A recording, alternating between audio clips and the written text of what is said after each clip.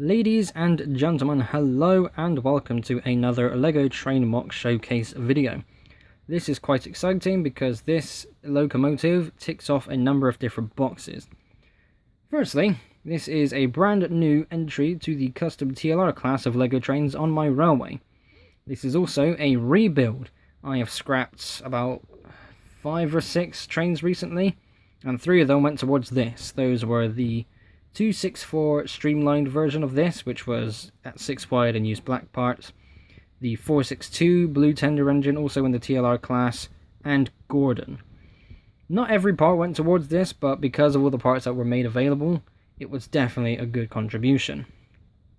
This is also 7 studs wide. With all the techniques I've been learning over the past few builds, I really wanted to make a custom 7 wide build, and the streamlined TLR class engine that I built was my favourite custom, so putting it all together to make this was an excellent decision on my behalf, and the execution I think was even better. There are a few areas that I'm not 100% pleased with, but I don't believe I will ever go back to change them because I just don't feel like I need to, really. It's a custom build, so I can go back if I want to, but at the same time, again, I don't have that burning need to. So let's start at the front and go from here as we normally do. All of my 7 wide trains have golden buffers except for this one.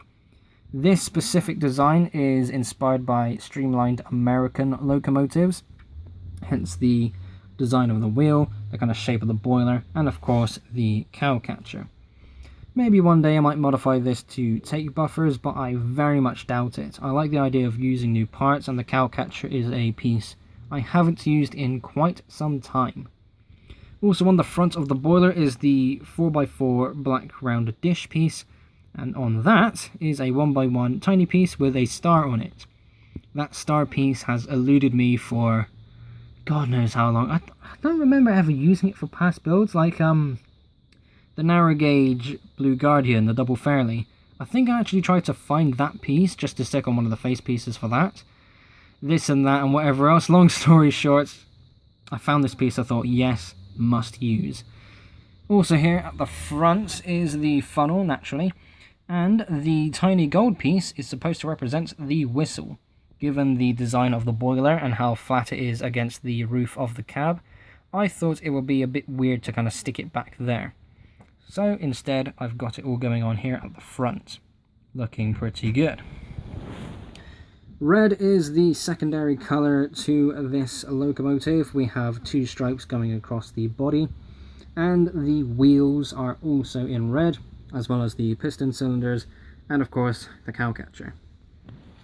Now, another one of the locomotives that I took apart was the Italian FS class.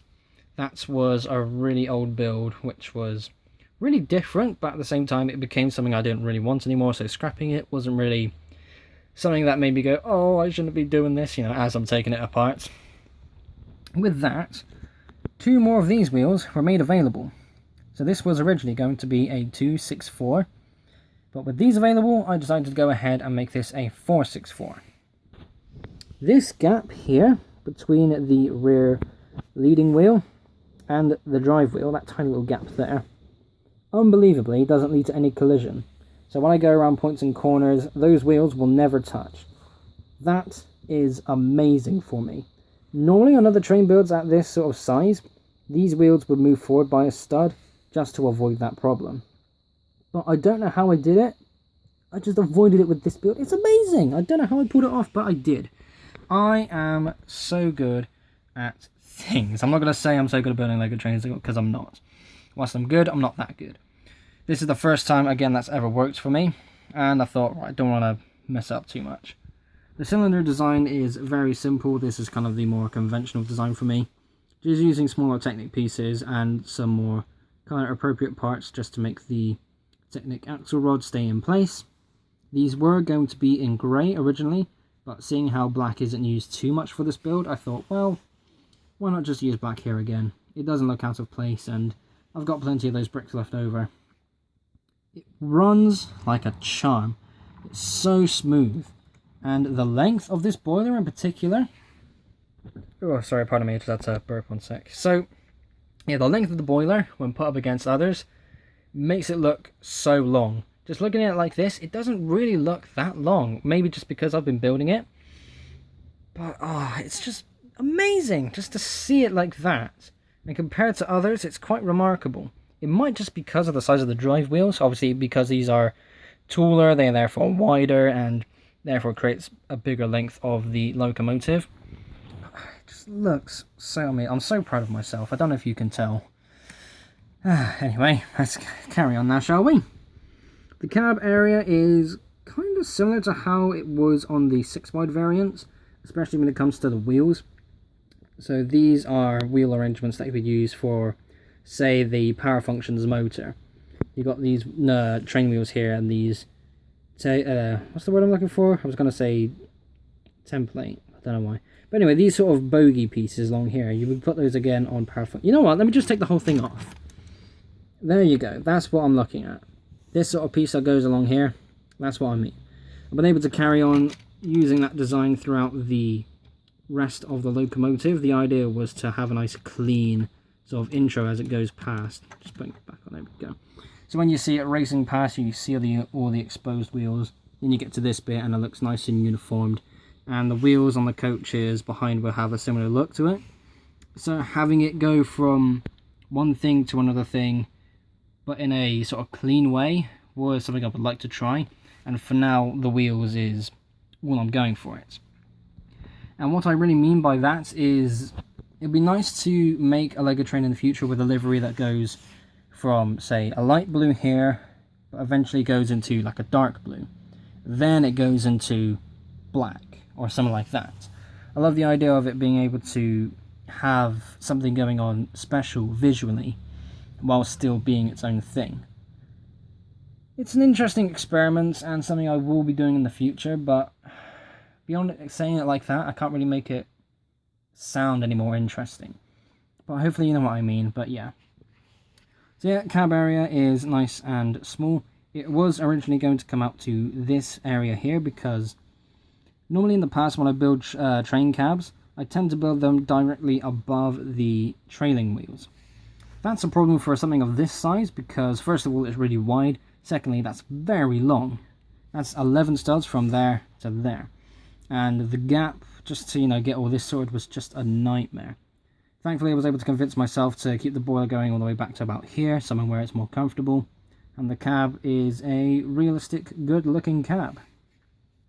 And before we go any further, there are details inside the cab, but because it's already connected, I don't really want to take anything off. I think the roof is even connected in such a strong way, just to lift it off like that is quite difficult.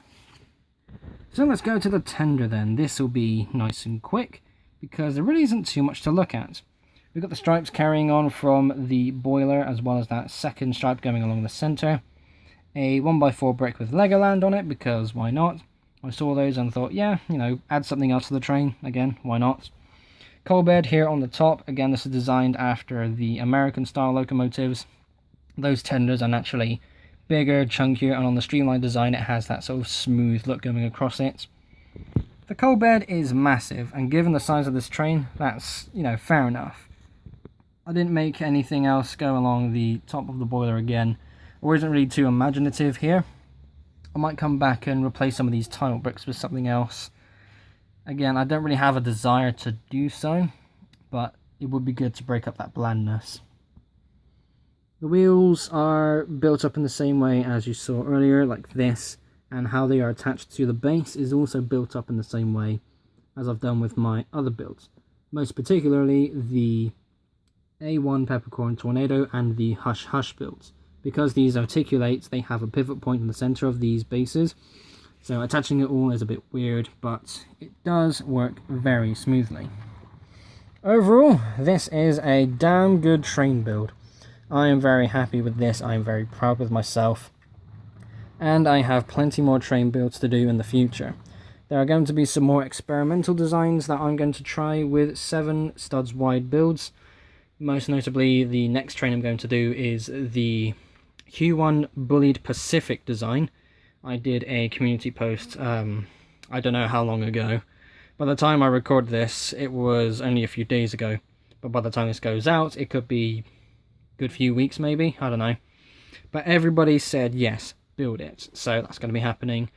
And after that, I don't really know, actually. I've got plenty of drive wheels to use, but I don't know what trains I could build. So if you have anything else that you think I could do at 7 studs wide, let me know in the comment section below. And that will do for this episode. So, ladies and gentlemen, thank you all ever so much for watching. Be sure to like and subscribe if you haven't already. I will see you all in the next episode. Bye.